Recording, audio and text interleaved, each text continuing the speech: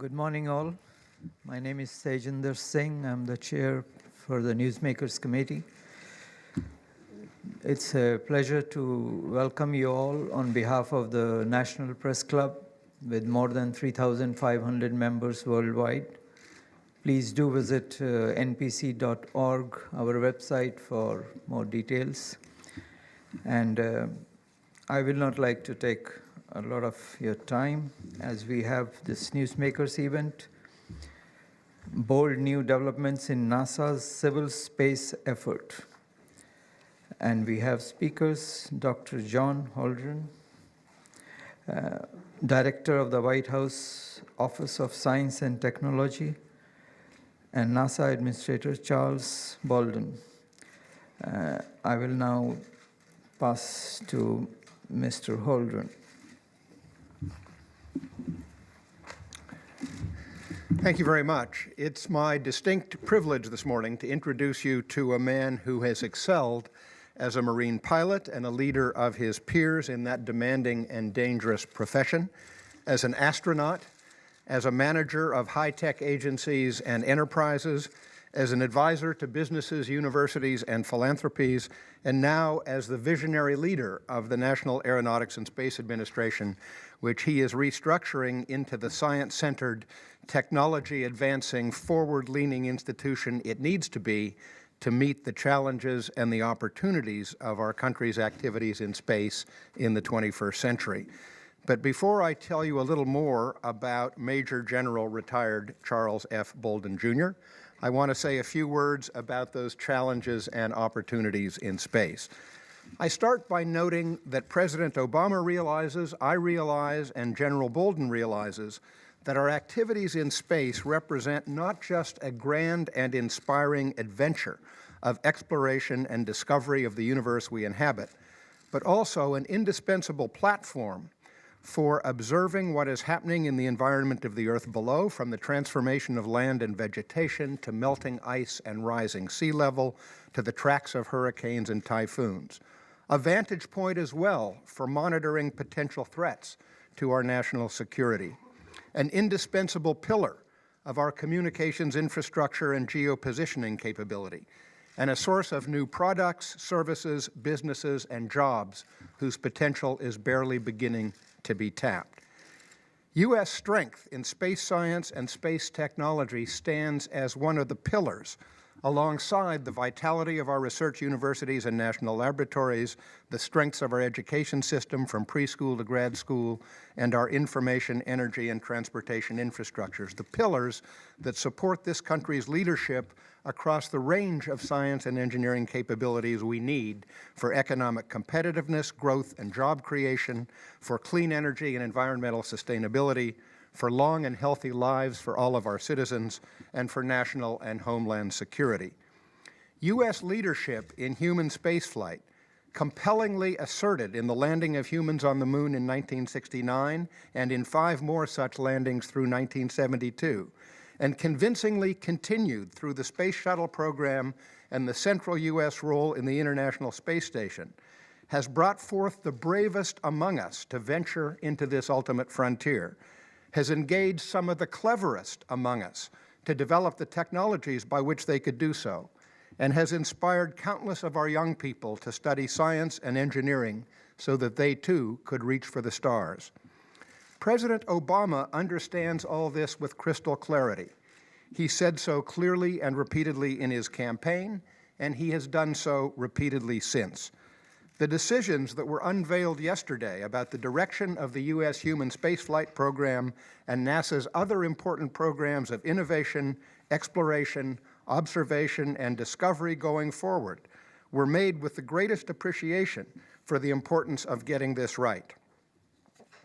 They were made after a process of extensive consultation with experts inside and outside the administration, the commissioning of new analyses of the pros and cons of alternative strategies, and the study of these new analyses and previous ones alike, and the most careful reflection on the inevitable trade-offs, not excluding job losses and job gains in all the affected states. And I want to take a moment here to thank publicly Norm Augustine, one of our country's most distinguished aerospace engineers, and the other 9 members of the independent Augustine Committee to review the U.S. human spaceflight plans, which was formed to advise me, the NASA administrator, and the President on the pros and cons of the program of record and alternatives to it. The Augustine Committee was an all-star group that included 3 other aerospace industry leaders in addition to Norm, 2 former astronauts, a retired 4-star Air Force general who chaired the National Research Council's recent study of the rationale and goals of the U.S. civil spaceflight program, the former chair of MIT's Department of Aeronautics and Astronautics, my home department, by the way, and the chair of the National Research Council Space Studies Board, as well as the Princeton University space scientist who serves on President Obama's Committee of Advisors on Science and Technology. This group, supported by analysts at NASA and the Aerospace Corporation, worked tirelessly from June through October, holding 14 meetings and 3 site visits in that period, and receiving extensive input from members of Congress, former astronauts and NASA officials, professional societies, and the public. Their 150-page report was immensely valuable to me, to Administrator Bolden, and to the President in clarifying the choices before us, and many of its key findings are reflected in the new approach announced with the President's FY11 budget yesterday. But that approach is what Administrator Bolden is here to talk about this morning, and I'm not going to steal his thunder.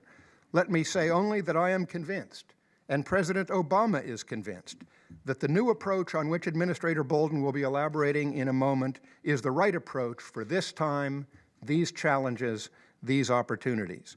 It is not a retreat from U.S. leadership in human spaceflight, as some are asserting, but rather an exciting and promising path forward that invests in new ideas, new technologies, and the complementary strengths of NASA and the private sector in order to make human access both to low Earth orbit and beyond to deep space faster, safer, and more affordable than it could ever have been on the old path. Before I turn it over to General Bolden to say more about that, just a few more words about him. Born and raised in Columbia, South Carolina, Charlie graduated from Annapolis with a degree in electrical science in 1968 and was commissioned a second lieutenant in the United States Marine Corps. He became a naval aviator, flying more than 100 combat sorties in the A-6A Intruder over North and South Vietnam, Laos, and Cambodia, earning a Distinguished Flying Cross, an Air Medal, and a Defense Meritorious Service Medal, among other awards. Before being selected by NASA as an astronaut at the beginning of the 1980s, he worked in a stint as a naval test pilot and earned a master's degree in systems management from USC. As an astronaut, he flew 4 space shuttle missions between 1986 and 1994, 2 as pilot and 2 as commander. These included the 1990 Space Shuttle Discovery mission that deployed the Hubble Space Telescope, the 1992 flight of Space Shuttle Atlantis that was the first devoted to NASA's mission to planet Earth, and the historic 1994 Space Shuttle Discovery mission, the first with the participation of a Russian cosmonaut as a mission specialist crew member.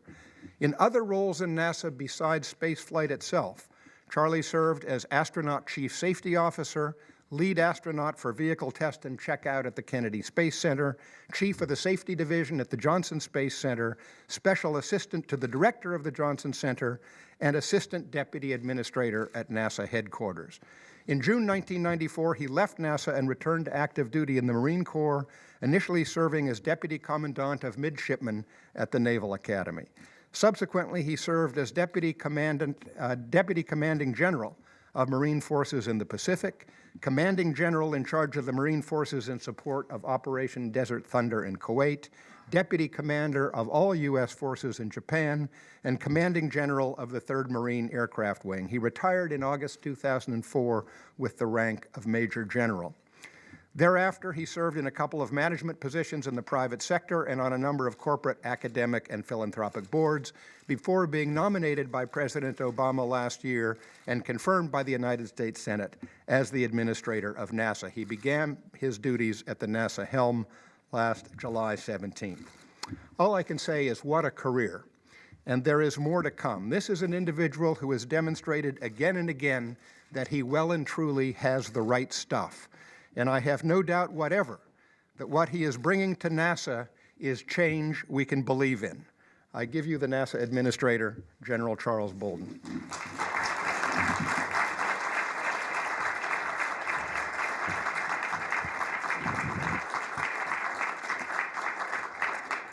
John, let me thank you very much for the undeserved compliments in the introduction. John and I have become very fast friends in my time here in Washington, D.C., and I think he, like me, in many respects, we're kind of strangers in this town. So understand things when I say them sometime, because some of them will come off wrong. And it's just because I'm going to talk to you the way that I would if we were in Columbia, South Carolina, or in Houston, Texas, or if you came and visited me at the Marine Corps Air Station Miramar when I was there, and Brewster Shaw's down here looking at me like I'm crazy. I want to thank all of you for joining us this morning, and I want to thank the National Press Club for hosting us. We truly appreciate this opportunity to share more details with you about the President's plans for NASA and America's path forward in space. And before I go any farther, I want to take an opportunity to publicly acknowledge a group of people that I think sometimes don't get thanked enough, and particularly over the last few days, depending on how you read what you've read, you know, some people could say have been bashed a little bit over the last few days. And that's the team that has been working Constellation for a number of years. I happen to call most of them friends, and I consider them a member of the family, and so I want to take this opportunity to thank them for their years of dedicated effort. You know, they're not hobby shoppers, as some of you in the media have called them occasionally in the past few days. They're really dedicated civil servants and contractors who have committed their lives, and they've been focused on a dream of aggressive and bold exploration. Yesterday, we unveiled President Obama's historic budget that launched NASA on an ambitious effort to help us realize these dreams of the people in the Constellation team in a more sustainable manner, however. And we could go into why we're doing this, but you can read numbers as well as I can, and I don't think I need to dwell on that. You know, when you have a program that's just going to cost a fortune to resurrect, and schedules are getting harder to make without much more money, then wisdom says you pick a new course. And so that's what we've done. We want to explore new worlds. We want to develop more innovative technologies. We want to foster new industries, and we want to increase our understanding of Earth, our solar system, and the universe. Among the many fresh proposals is an enhanced focus on commercial partnerships. Today, we have with us some pioneers in that field who we will be working with, and I'll tell you more about them in a moment. But first, I'd like to say how excited we are to have direction from our President to launch a new era of innovation and discovery. Reaching and living in space is complicated, it's dangerous, and it's full of unknowns. The technology we need to sustain our leadership as a spacefaring nation is going to take our ingenuity. But the President has now given us resources, including $6 billion of new funds over the next 5 years for significantly increased technology research and development, a long-term plan to think big, to grow, to imagine, and to move us vigorously toward the dreams for tomorrow. Tough budget choices in the past have led to decades of underinvestment in space technology development. We have experienced cuts to other critical NASA programs, including Earth science, Earth observation, aeronautics, robotic space exploration, science, education, and more. And we would have cut short the operational life of the International Space Station at the height of its promised potential. We believe that the technology shortfall we face is so fundamental that incremental change or tinkering on the margins will not be sufficient to address current or future needs. Rather, a fundamental rebaselining of our nation's exploration efforts is needed. We must invest in fundamentally new innovations for space technology and new ways of doing business if we are to develop a space exploration and development program that is truly sustainable over the long term. This plan gives us a roadmap to even more historic achievements as it spurs innovation, employs Americans in exciting jobs, and engages people around the world. It pledges us to a renewed commitment to invention and development and the creative and entrepreneurial spirit that is at the core of our country's character. The President has asked us to develop a detailed strategy for executing this plan in the weeks to come. Our goal is to revitalize NASA and introduce the reforms needed to lay a long-term foundation for the agency's continued excellence and success. To do all of this, the President has increased NASA's budget over the next 5 years, an extraordinary show of support in these tough budgetary times. Today, several of our key partners in this future effort have traveled to Washington to be with us. We asked them for their boldest ideas and concepts, the things that we would truly need to make Commercial Crew a reality. They gave us some great proposals. This is by no means the end of this process, but it's a fantastic start. I'll let them tell you briefly in their own words about what's on the drawing boards in their shops. But let me also try to answer the question that many of you are asking. What will NASA gain from increased partnerships with industry to fly humans to space? The initiative supports and fosters the commercial spaceflight industry and its growing capabilities by leveraging private investment and reducing development costs to the taxpayer. It ensures that commercial systems can safely and reliably transport humans to low Earth orbit, and draws on our existing NASA spaceflight experience and makes our specialists available to provide insight and expertise. With many bright minds working on our problems, we may soon have the prospect of multiple providers of space transportation. This would ensure that we have safe, reliable, redundant domestic capability. We do not have this today, which is the crux of our dependence on our Russian partners and the Soyuz spacecraft, and the reason we will have a gap in domestic human spaceflight capability when the shuttle retires later this year. We want robust backup capability in human spaceflight, and we want it to be made in America. We're departing from the model of the past in which the government funded all human space activities.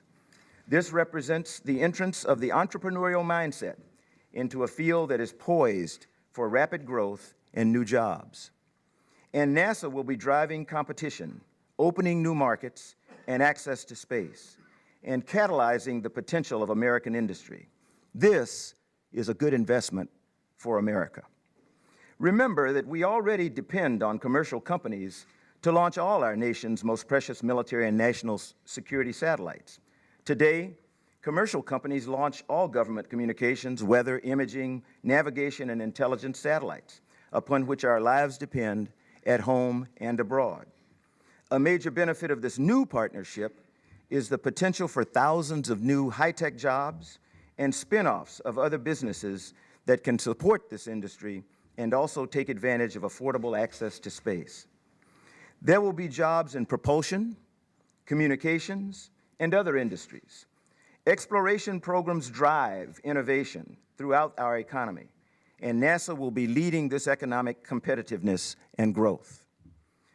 There's a misconception that Commercial Crew means putting our astronauts in the care of untested providers. Quite the contrary. These will be the same providers who will be transporting our multi-billion-dollar satellites. America's largest aerospace firms have for decades established expertise in human spaceflight, and they too would be eligible to compete for this program.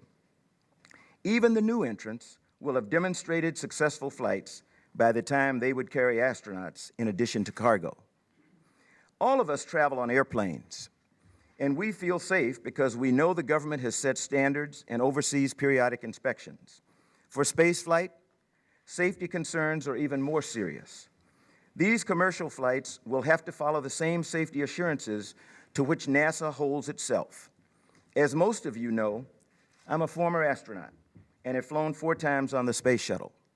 I know personally the great challenges involved in sending humans into orbit and have lost friends in trying to do so. I pledge to you that I will make it my job every day to ensure that everything is done efficiently and safely. I'm blessed to lead a team of NASA employees who are the best and brightest in government. And when my team commits itself to a goal, we have the will, the know-how, and the commitment to attain it. We are also committed to do it right. As the Augustine Committee reminded us in the recent report to the President, American commercial aerospace industry has always built the nation's crewed launch vehicles.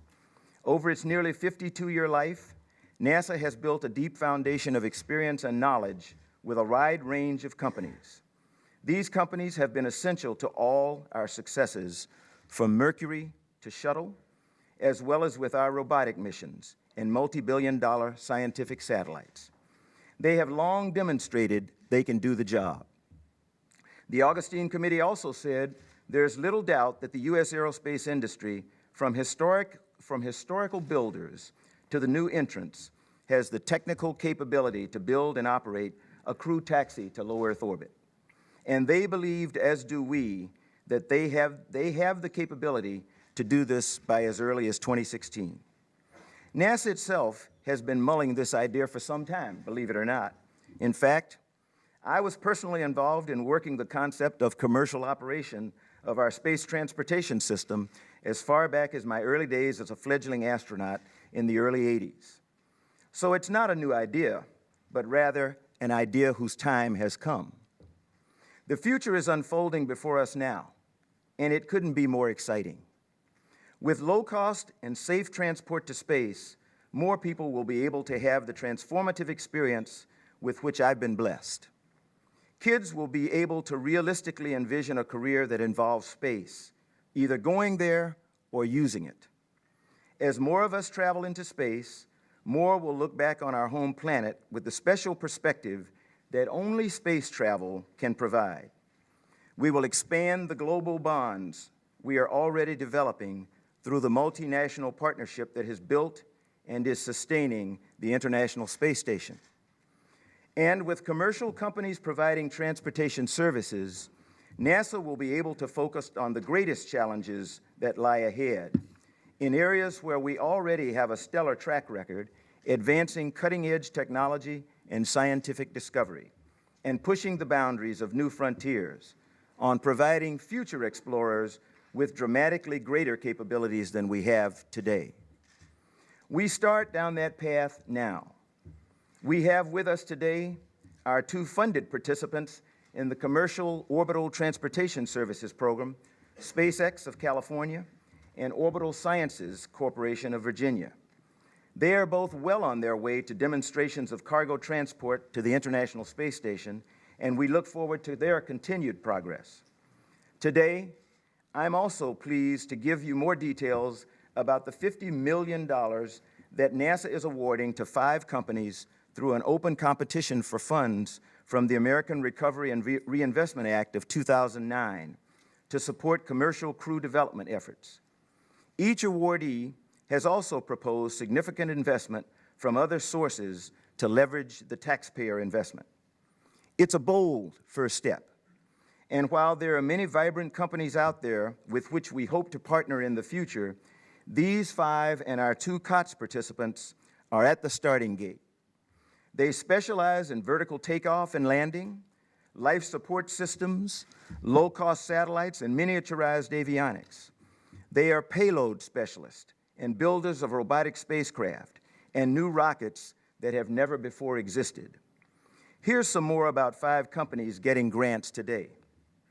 Blue Origin, located in Kent, Washington, is developing New Shepard, a rocket-propelled vehicle designed to routinely fly multiple astronauts into space and to offer frequent opportunities for researchers to fly experiments in space and microgravity. Blue Origin will receive $3.7 million for risk mitigation activities related to its development of its pusher launch escape system and to produce a composite crew module for structural testing. The Space Exploration Division of the Boeing Company, headquartered in Houston, Texas, has been involved in the development of new spacecraft systems, including the X-15, Gemini, Apollo, Skylab, Space Shuttle, and the International Space Station. Boeing will receive $18 million to develop its space transportation system, which includes a 7-person capsule that may launch on medium-class expendable launch vehicles. Paragon Space Development Corporation is a woman-owned small business headquartered in Tucson, Arizona. Paragon has directly supported with spaceflight hardware more than 70 successful spaceflight missions involving the International Space Station, the Mir Space Station, the Space Shuttle, and Soyuz. They will receive $1.4 million for a development unit of an environmental control and life support air revitalization system. Sierra Nevada Corporation of Centennial, Colorado, manufactures satellites, spacecraft components, and rocket propulsion systems. The company will receive $20 million to further develop its space transportation system, including the Dream Chaser, 7-person spacecraft to be launched on an Atlas V 402 vehicle. And finally, United Launch Alliance, located in Colorado, is a joint venture of Lockheed Martin Corporation and the Boeing Company. ULA launches the Atlas and Delta expendable launch vehicle families and will receive $6.7 million for an emergency detection system to monitor vehicle health of Atlas V and Delta IV rockets. Courtesy of President Barack Obama, it's my pleasure to introduce to you in person these space pioneers. I'd like to ask the representatives of each of the companies to join me on stage and say a few words. Ladies and gentlemen, these are the faces of the new frontier, the vanguard. We will certainly be adding to this group in the near future. The work has already started, and we advance it one more step today. Congratulations to all the winners. I'd like to ask each of our commercial pioneers to say a word or two. Robert Millman of Blue Origin. Brewster Shaw.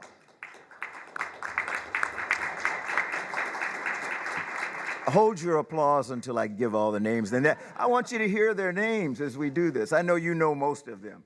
Brewster Shaw, Vice President and General Manager, NASA Systems, Boeing. Jane Pointer, I'm sorry, Jane, after you told me. Jane Pointer, President and Chair, Paragon Space Development Corporation. Mike Gass, President and Chief Executive, United Space Alliance. Mark Sarangelo, Vice President and Chair, SNC Space Systems Board, Sierra Nevada Corporation. David Thompson, CEO, Orbital Science Corporation.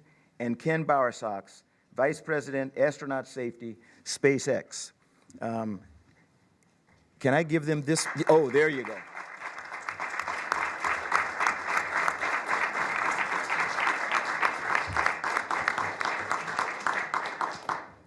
Good morning.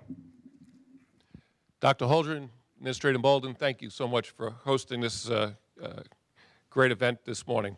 My name is Michael Gass. I am the President and CEO of United Launch Alliance.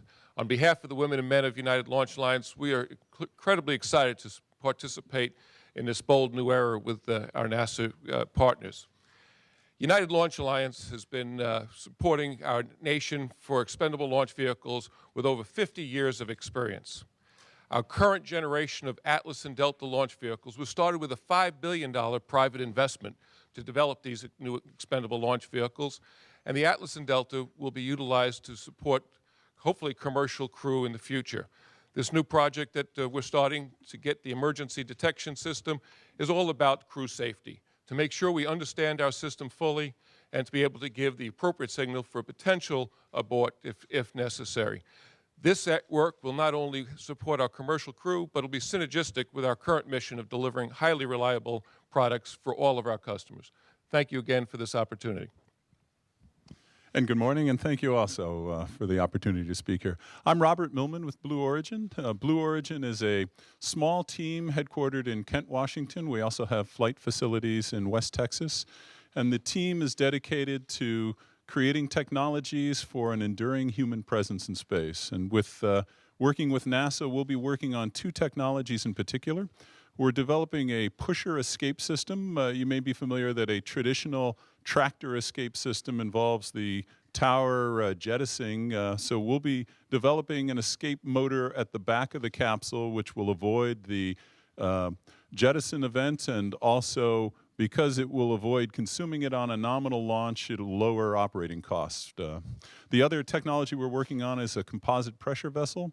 This will be a all-composite structure for containing the astronauts. It will improve the durability over conventional technology and also lower weight. So again, thank you very much for the opportunity. Thank you, gentlemen. Thank you. And thanks to all of you for being here and for your interest in America's human exploration program. Boeing and our principal teammate, Bigelow Aerospace, are looking forward to advancing the state of our project. Of course, we've been working with Bigelow on our own because Bigelow represents the most probable near-term market for a need for crew transportation to low Earth orbit other than NASA. And so we've been working together on this concept to satisfy both Bigelow's needs and now with the ability and the opportunity to work with NASA to also roll in NASA's requirements so that the system that we develop does the best job it can of satisfying all of the market needs for transportation to low Earth orbit. You know, 100 or so years ago, a young entrepreneur named Bill Boeing was able to develop products that enabled the transfer of mail across the country in airplanes. And now that's grown into, any of you who flew into DC probably rode on one of Bill Boeing's products. So we've grown up that way, and for the last 50 years or so, we've been involved in every human space exploration program that was executed by the US of A. We have a vested interest, in course, in the International Space Station, being NASA's prime teammate on that, and we so much want to see ISS live up to its potential. And part of that is having a robust logistics train with the delivery of cargo and crew in order to complete the research that will be enabled on the International Space Station. So we've been in this game for a long time, and with our teammate Bigelow, we intend to be in it for a long time more. Thank you for the opportunity. Thank you. And good morning, everybody. And I know that back at Paragon, I certainly have a lot of cheering staff who are very excited about this moment. We have invested in and are developing with NASA an array of technologies that are for use on the International Space Station, on the Moon, on Mars, and really a whole array of settings, applications in space.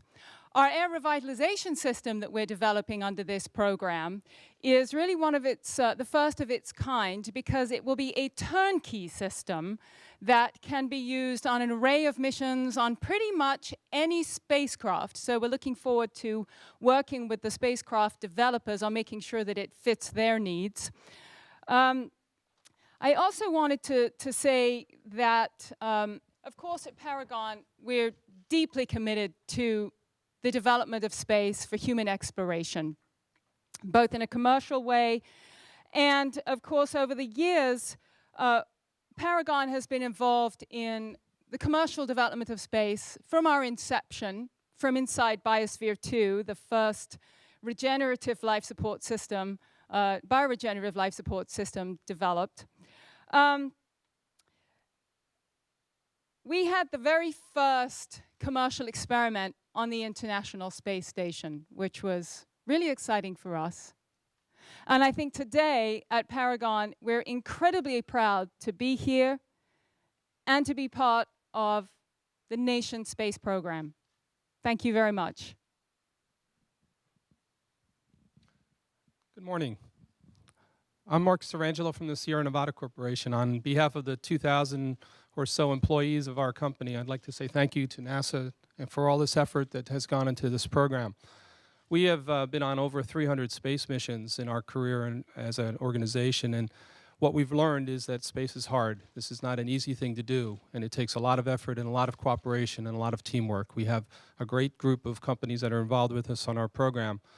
One of the things I'd like to say, though, is that we had the experience of coming through an unfunded Space Act agreement with NASA for the last 2 years, which was a rather unusual vehicle that I think has worked very well. We've received tremendous support from the team and from the organization all throughout the NASA agency. And as a result of that, we have now advanced our program to be a very successful, in our view, very successful start.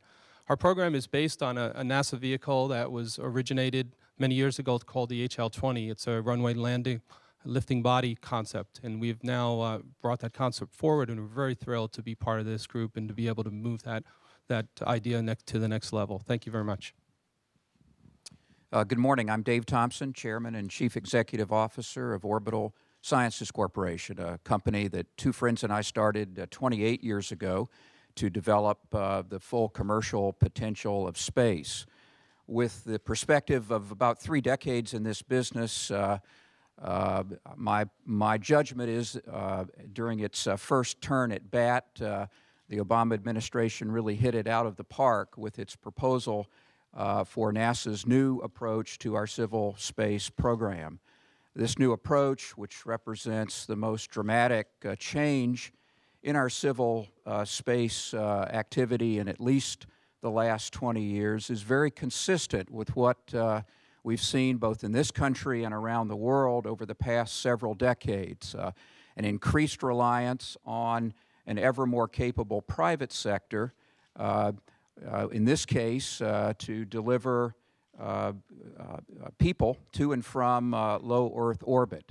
This is an area that across a variety of applications ranging from satellite communications to space imagery collection, orbital launch services, and now commercial cargo delivery to the space station already represents an annual investment of about $5 billion a year by the U.S. government and other governments in spacefaring countries in Europe, Asia, and elsewhere.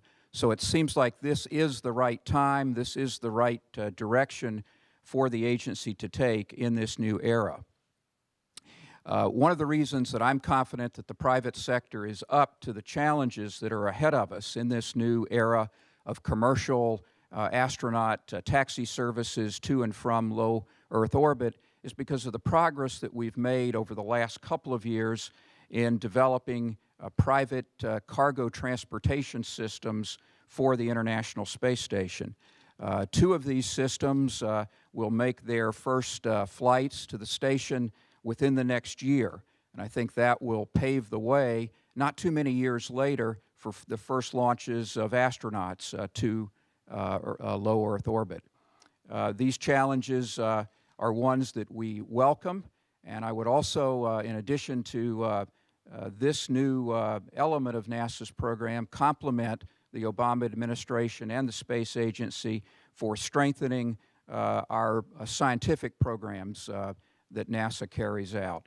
Most of you that have studied the budget will note about a 30% increase in the budget for NASA science programs over the next 5 years, and almost twice that much, about a 60% increase in the agency's proposed spending on Earth science, which I think is one of the most important areas that NASA carries out. Thank you very much.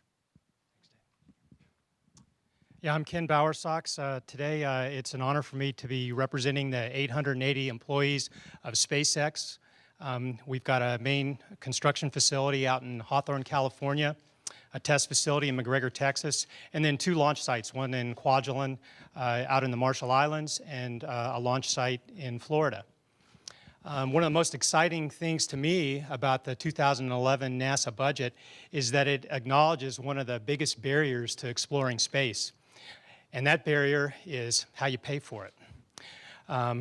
One of the things that you have to work in order to fix that issue is the relationships between the government and the contractors that provide the services. The government hopefully will set the destination. The contractors, with their flexibility and creativity, should be able to come up with new and innovative ways to get that job done. SpaceX has had the privilege of working with NASA in a partnership agreement since 2006 to provide cargo services to the International Space Station.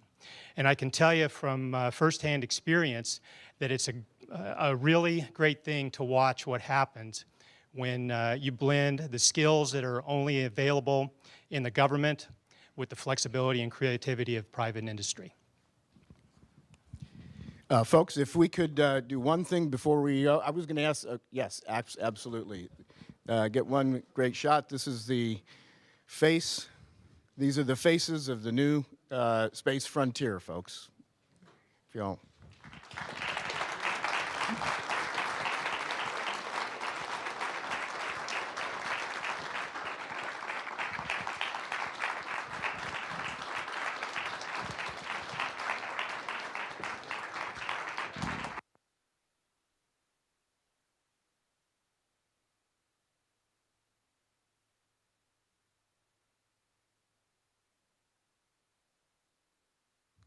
Let me thank all of you again for coming in. And thanks to all of you who have come out today. Mr. Singh, in spite of the fact that I think this is probably the wrong thing to say, I think I'm ready for questions.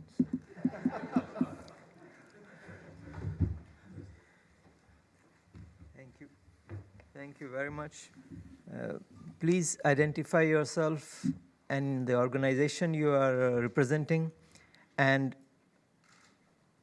please, it's only for journalists. Please. Thank you. Yes.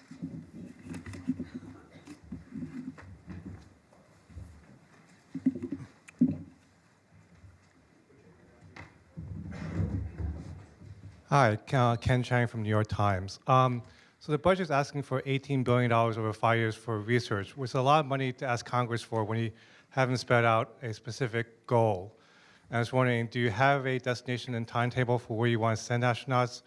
And if not, do you think you will come up with a timetable for when you tie all this technology into an architecture, destination, and timetables? Is it a couple of weeks, next year, or after the 5 years of development? No, Ken, it's more than a couple of weeks, but it's less than years. You know, we already are starting to form Tiger teams that'll help us come up with a schedule for how we're going to go about developing a new plan, a bold plan for exploration.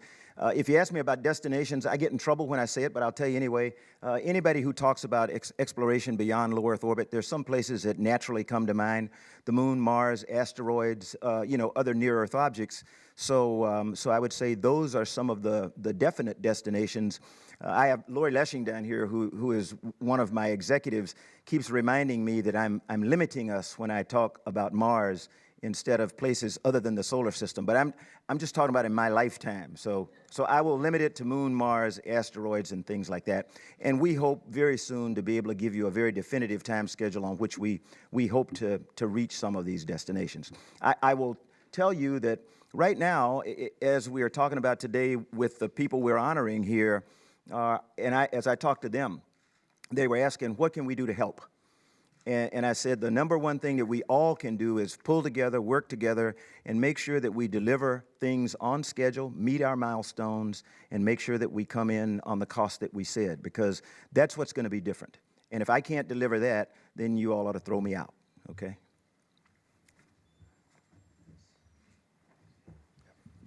Seth Borenstein, Associated Press.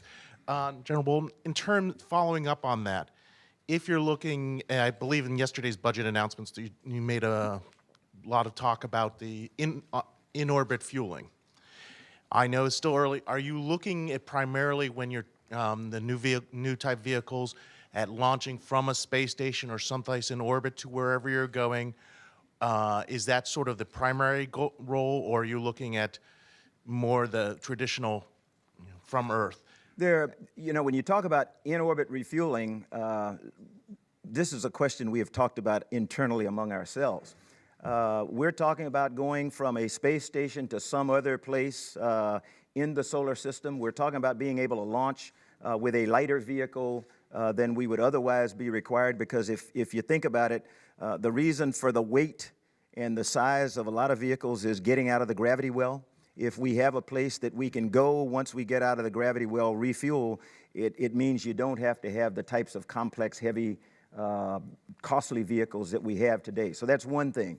I would ask you to don't be misguided, though, by our desire to have on-orbit refueling sites. That implies hydrocarbon and other types of propulsion systems.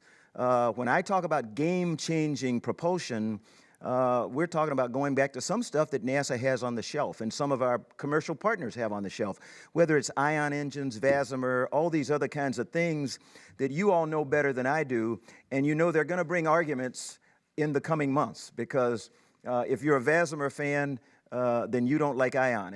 If you're an ion fan, you don't like VASIMR. And I think what's exciting, you know, I've had people tell me, please don't say it's exciting one more time, but I will tell you, what's exciting is that we are now going to have the national debate about where we should be going in terms of space exploration.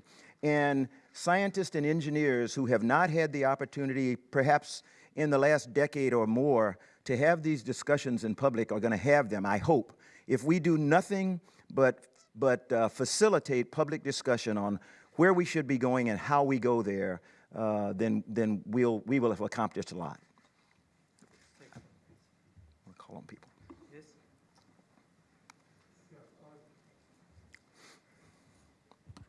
Dave Ahern, I'm a press club member.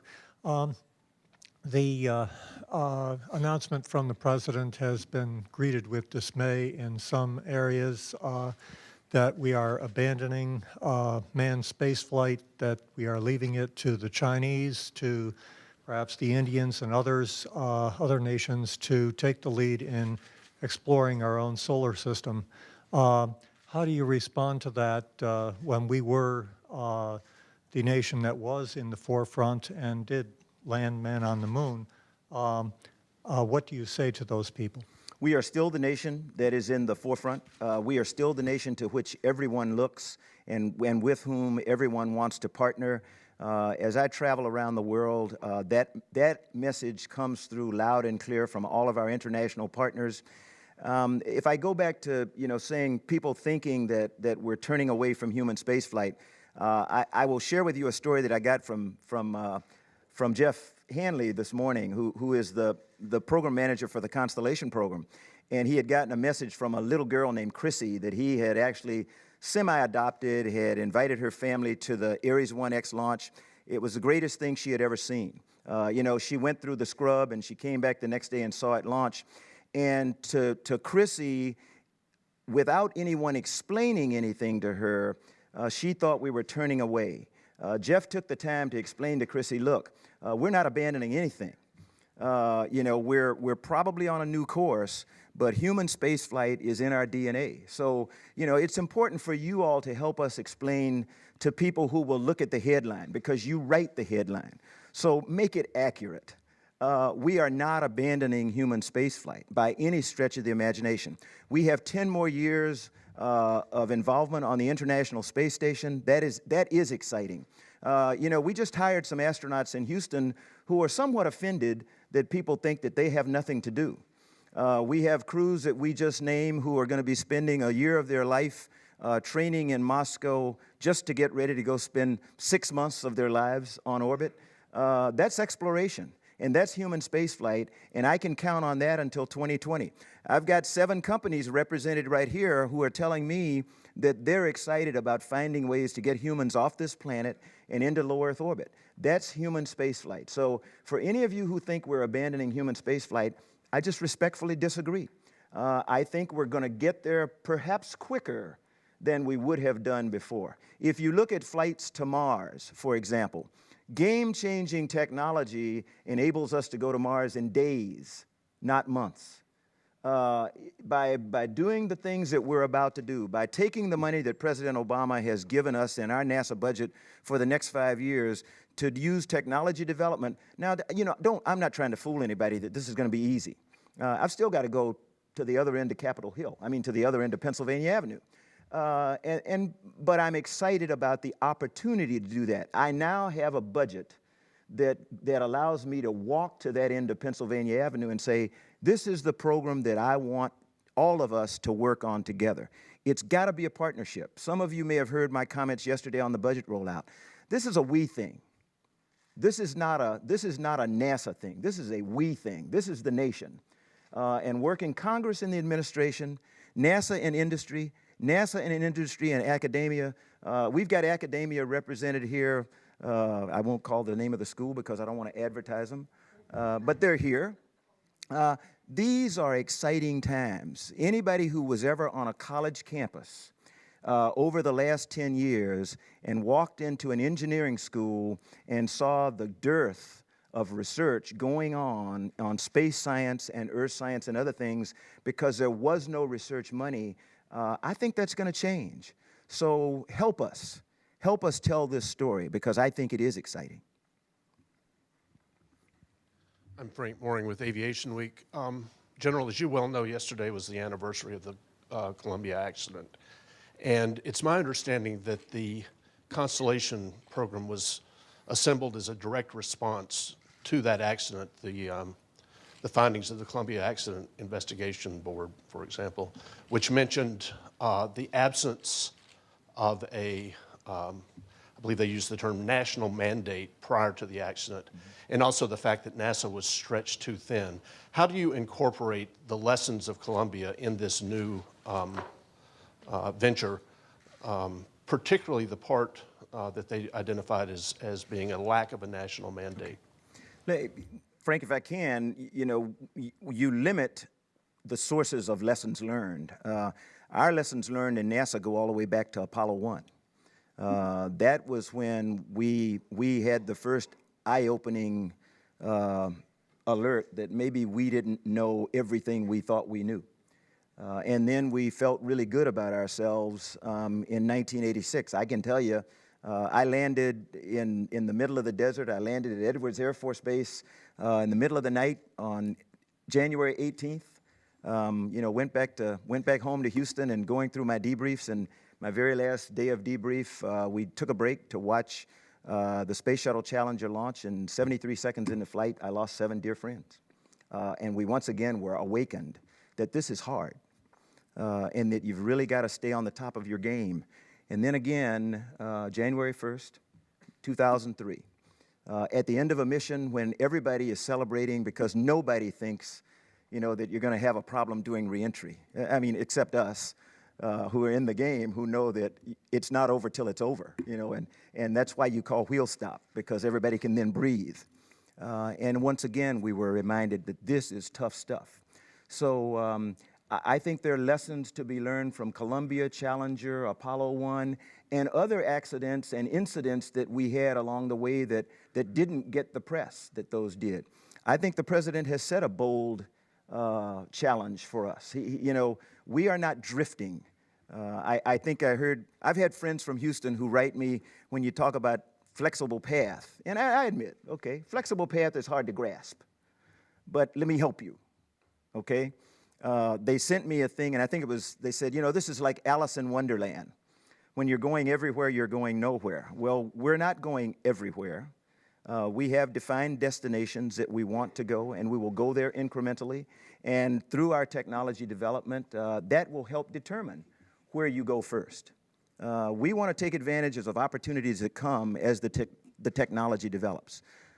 So I think, Frank, I hope that answers your question about how we're taking the lessons of the past. Once again, I'll stress journalists only, please. Tammy Lytle from AOL News. You said to judge you by how well you keep this on track. Given the cost overruns and the delays on Constellation and previous NASA programs, why is this going to be different? It's going to be different because, for one thing, the president has set out a budget that supports where we think we want to go, and we're building programs based on the budget that we have and not building programs based on a dream. Now, dreams are really important. Dreams are critical because without a dream, in Proverbs, what's it say? Without a vision, a people perish. So I'm a visionary, if you want to call me that. I dream, but I want to be a realistic dreamer, and the president has laid out a pretty healthy budget that we feel we can plan to that budget and stick to it. If you go all the way back to the days of the STS, the Space Transportation System. I see some people shaking their heads. At that time, it is told to me that the brief was given to President Nixon. He said, "I love it. Go do it." And the next morning, somebody called and said, "Well, what the president really meant to say was, you're going to get this amount of money," you know, and then we struggled for the rest of the program. This president has said, "Here's what I want you to do. Here's the money that you're going to have to do it. Let me know if this supports that vision," and we have said yes. What you have told us you want us to do is supported by the budget you have given us, and so that's why I say hold me responsible. I have sufficient funds to do the things that I think we need to do for this nation, and so you need to hold me responsible. I can't say that the president has not given me sufficient funds.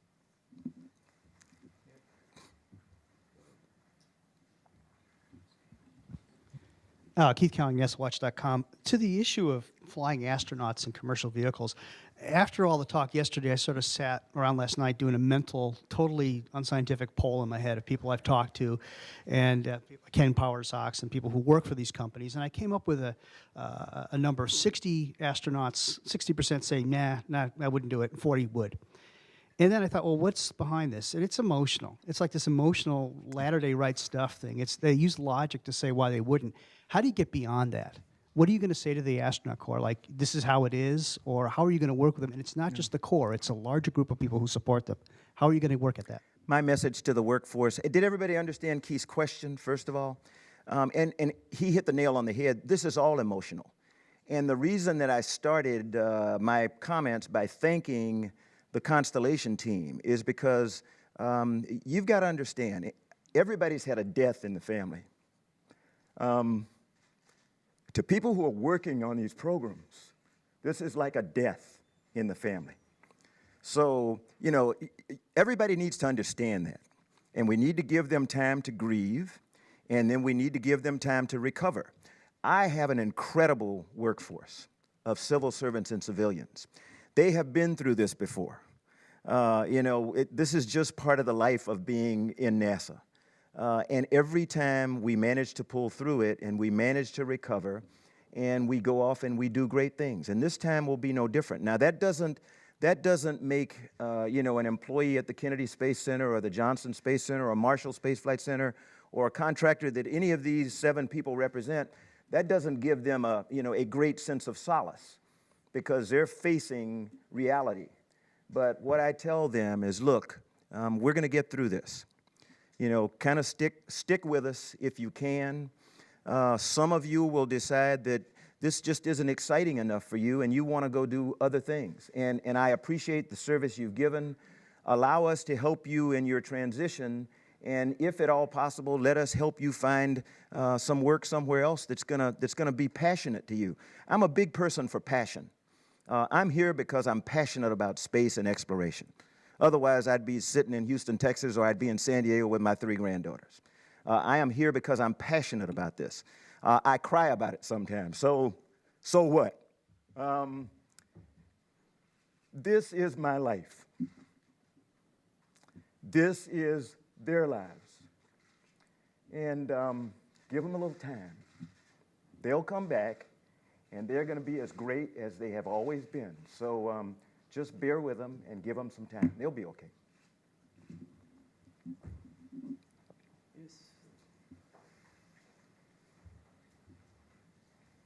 Thank you. Ekaterina Alexandrova in Fox TV, Russia. As NASA actively partners with the aerospace industry in the U.S., do you have any plans to involve Russian companies in any way in the future after shuttle retirement?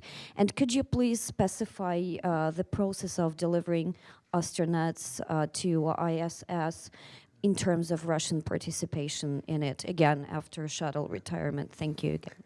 Thank you very much for the question. I just had a long conversation with a dear friend, Anatoly Perminov, who is the head of the Russian Space Agency, yesterday morning to make sure that he understood that where the president wants us to go. He was excited, as were all of our international partners, about the president's support of extending the life of the International Space Station to 2020. They're all excited, actually, about the funding that's going to the entry of commercial space into exploration in low Earth orbit. The Russians have been an incredible partner through the years, and they will remain so. I think most of you know that when Shuttle retires at the end of this year, our primary means of getting astronauts to the International Space Station and anywhere else will be the Soyuz spacecraft. I love the spacecraft. I've never flown on it. Sox has. But the bad part about it is it leaves us without redundancy. I think if you talk to any astronaut, no matter what they think, you know, Keith mentioned the poll of 60-40, 40-60 or whatever. Most of us will tell you what we think is critical for the nation is reliable, redundant access to space. When we retire Shuttle, and it is the right thing to do, by the way, for those of you who might want to ask me that question, it is definitely the right thing to do. So when we retire Shuttle at the end of this year, we will no longer have a reliable, redundant way to get humans into space. The sooner our industrial partners can deliver, the sooner we will at least have some redundancy in our ability to get there. You know, 2 is better than 1. Several is much better than 2. So we'll get there. We can have one last question.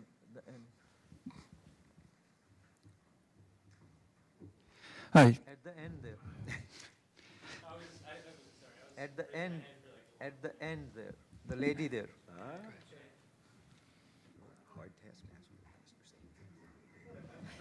Thank you. I'm Melina Caruso with ABC-owned TV stations. Our Houston station, KTRK, is very interested in the civil space program, basically because Boeing's headquartered in Houston. Now, one of the things they're mostly concerned about is jobs. And as we all know, one of the president's main goals is job creation. So is there any possibility, is there any plan that some of the money awarded to these companies, not just Boeing, will go towards job creation? I think if you look at, you know, when you look at dollars planned for a program, those dollars can usually translate into jobs. The more money on a program, as a general rule, the more jobs that will be involved. The exciting thing, I think, I would have to ask our partners to say, but the more money they got, the more jobs that means. Did I get it right? Okay. So when people ask me, why am I excited about the president's budget? Well, it's $6 billion over the next 5 years that we otherwise were not going to get. So that says that there should be a net gain in jobs. Now, let me not fool anybody. It is, as I mentioned to somebody who asked the question earlier, we are now formulating our plans. We are making some big changes, and I don't think anybody can expect that we will have details, you know, specifics all laid out here overnight. It's going to take us a little while. We're going to have to figure out how we draw down the Constellation program in cooperation with our partners in Congress. So we've got a lot of work to do, but I'm confident we can get there. But when I look at the amount of money that President Obama has put in the NASA budget, specifically for human spaceflight, commercial spaceflight, and other things, technology development that we didn't even have before, to me, with my simple brain, that translates to jobs. Now, I can't tell you, you know, whether it's going to be 1,200 for 5,000 or 1,200 for 600. I don't have that granularity yet. But my little brain tells me that with more money, we have the potential to increase the number of jobs in our field of endeavor. Let me thank you all for coming, and look, be tough on us, but be fair and be honest. And you know, and human spaceflight is something that is critical to President Obama and to me and this nation. Our leadership is critical to our international partners. You know, I had a representative from the Chinese embassy in Israel come up to me last week when the Chinese and us are, you know, kind of not talking about other things, and say, "Are you still planning to come to China?" And I said, "Are you sure that the invitation still stands?" He said, "Why, of course. We're talking about space and science." So, you know, while anything could happen, there is something that draws people of different cultures and different characters and everything together, and space is one of those things. And I have found that in traveling around the world. Everybody wants to work with us, and we intend to keep it that way. So it's a good start today. You know, keep your eye on us and see how we do, and hold our feet to the fire. Thank you very much. Thank you very much. And as we say, thank you very much for your attendance and your patience. And as we say, the newsmaker is adjourned.